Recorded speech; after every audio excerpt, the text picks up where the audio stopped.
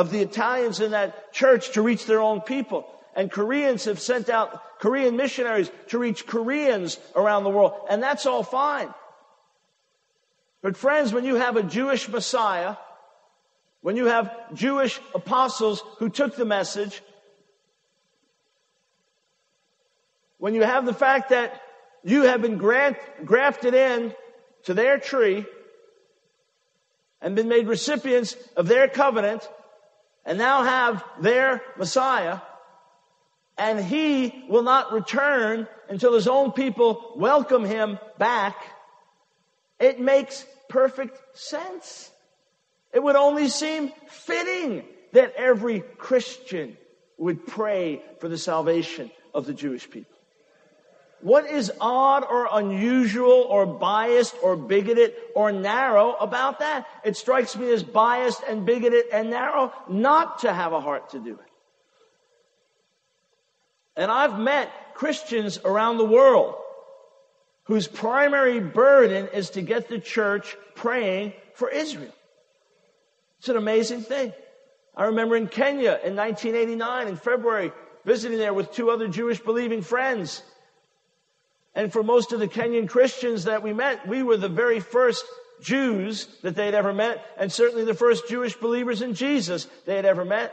And we met one guy named Shadrach, and he had a backpack, and in this backpack, it was filled with tapes.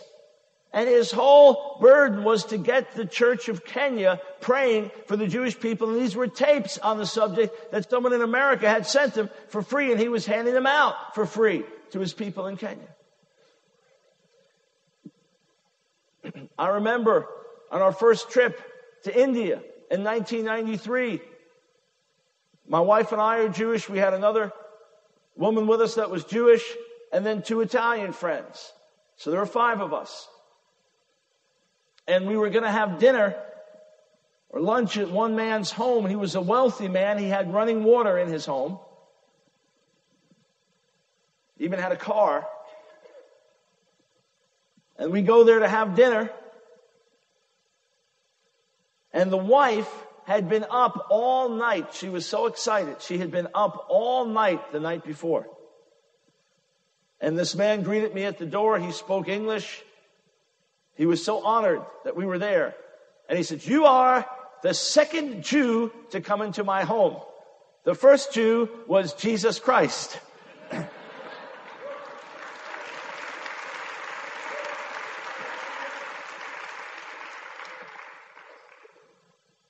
I've seen that kind of love around the world. I went to Finland for the first time to minister there in conjunction with our Hands Are Stained with Blood coming out in Finnish. For the most part, if a book comes out in another language, great. May the Lord use it there. But the last thing I'm going to be able to do is go to each of the different countries when a book comes out and speak in the churches. But I felt that it was important that I went to Finland because the Finns have such an extraordinary love. The Finnish church has a phenomenal love for the Jewish people. And there are Finnish Christians who are convinced that the reason that the Finns were able to maintain their freedom and not get swallowed up by Russia in the Second World War was because of the Finns' heart towards Israel.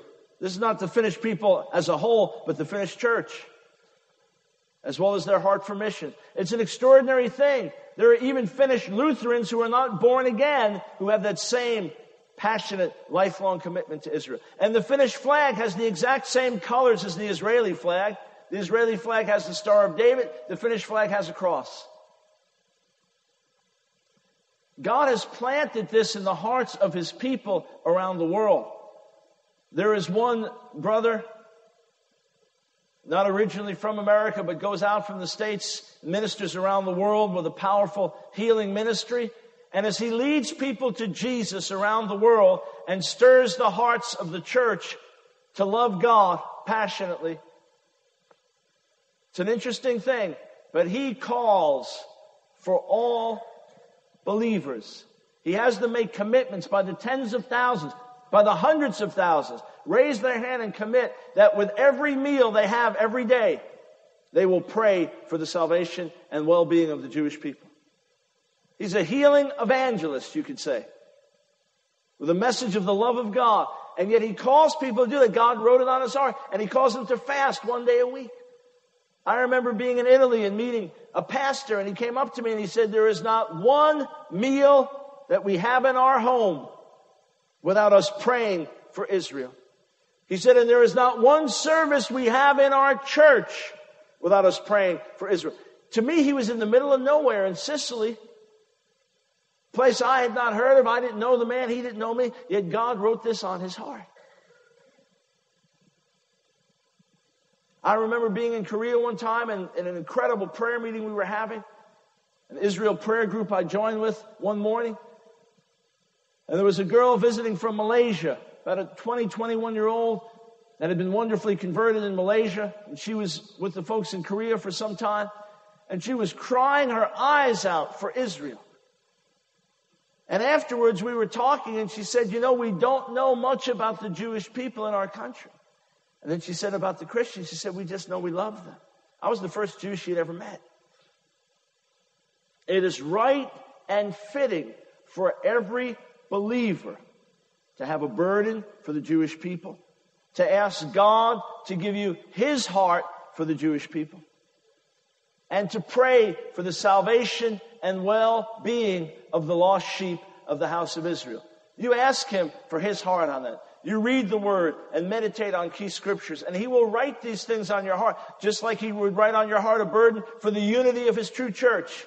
Just like he would write on your heart a burden for holiness and purity. Just like he would write on your heart a burden to touch a dying and lost world, a burden for the nations. He'll also write on your heart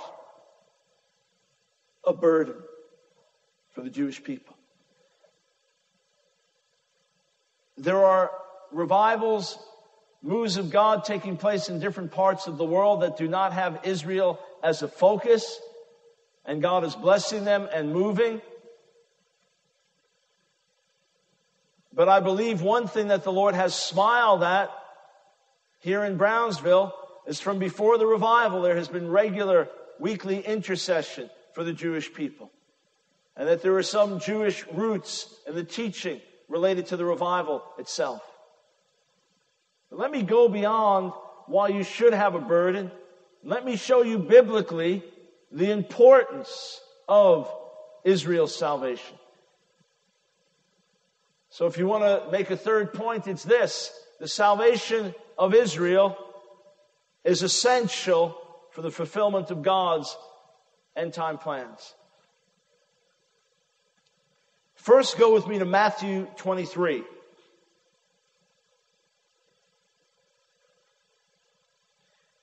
After Jesus pronounces woes on the Pharisees, scribes, teachers of the law who rejected him, he says in verse 37 of Matthew 23, O Jerusalem, Jerusalem, you who kill the prophets and stone those sent to you.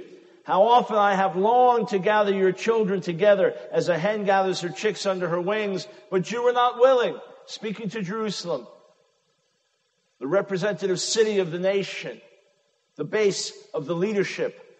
Look, your house is left to you desolate, for I tell you, you will not see me again until you say, blessed is he who comes in the name of the Lord. Well-known Hebrew words, Baruch haba b'shem Adonai. By the way, if you like to say those words, you might as well pronounce them correctly. It is not Baruch haba b'shem Adonai. That is grammatically impossible. It is Baruch haba b'shem Adonai. You say, what does it matter? Well, it doesn't particularly matter, except if you want to be sensitive to Jewish people and you try and use Hebrew, and then all it exposes is that you don't know Hebrew. You might as well get it right. You will not see me again until you say, Baruch haba b'shem Adonai, blessed is he who comes in the name of the Lord. Now here's something interesting. Jerusalem, Jewish people, you will not see me again until you say, blessed is he who comes in the name of the Lord. What does it say in Revelation, the first chapter? When he comes, every eye will see him. Every eye will see him. Jerusalem, you will not see me until you say, blessed is he who comes in the name of the Lord. Do you know what that means? Do you understand what that means? If every eye will see him when he comes, and Jerusalem, the Jewish people, will not see him until they welcome him back. Those words, blessed is he who comes in the name of the Lord, those are words of welcome. It was understood those were words to speak in welcoming the Messiah from Psalm 118. And you can read it through the Gospels as Jesus makes his triumphal entry into Jerusalem. They say, blessed is he who comes in the name of the Lord. Those are words of welcome to the Messiah. Jesus is saying, every eye will see me when I come. Jerusalem, you won't see me until you welcome me. Therefore, nobody will see him until Jerusalem welcomes him. It's not particularly difficult to figure that one out. You go around it every different way you want logically. You say, well, then maybe they'll never see him. Well, hang on. If every eye will see him when he returns, and if he's returning to their territory, if he's coming back and he's going to split the Mount of Olives according to Zechariah 14, they're certainly going to see him. And he says, but you won't see me until you welcome me. Have you ever been late for something? You're desperately trying to get to a particular place. Maybe you're on a flight and you're looking, man, it's going to be tight to make this connection. I've had it where it was going to be tight to make a connection because of hours of delays, and I was going to be the only speaker at a national conference the next day. And if I missed that connection, I would miss the conference. And you're looking and, man, it could be tight. God, just help me out here.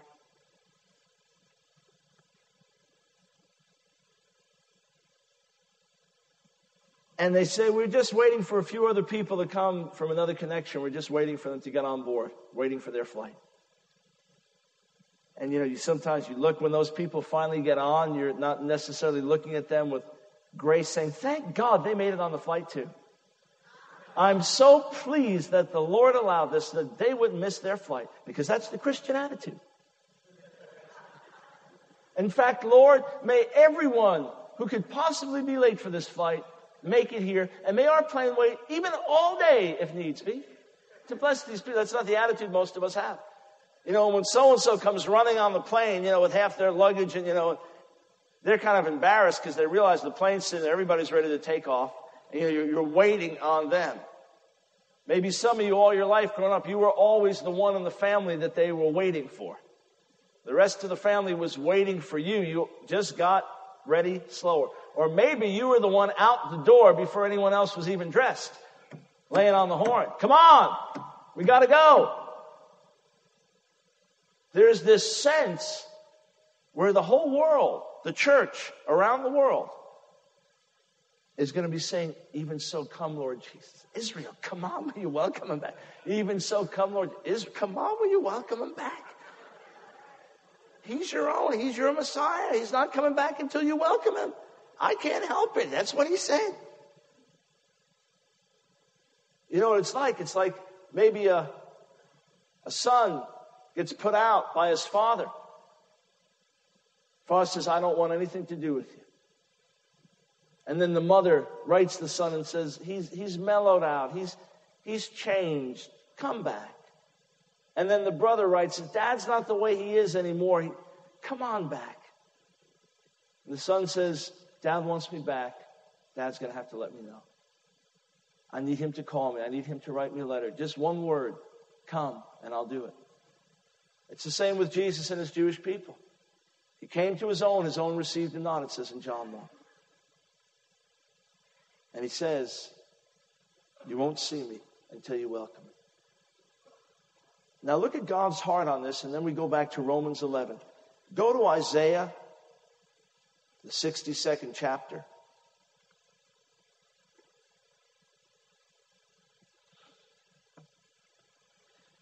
Isaiah 62, beginning in verse 1.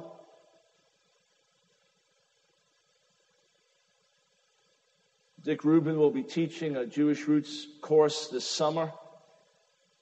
It's listed in our program as 2 weeks. It will actually be taught intensively in 1 week. We have a whole in-depth course, a second-year course in our School of Ministry. I'm just touching on a few basics here. Verse 1, for Zion's sake I will not keep silent, for Jerusalem's sake I will not remain quiet, till her righteousness shines out like the dawn, her salvation like a blazing torch. Verse 6, I have posted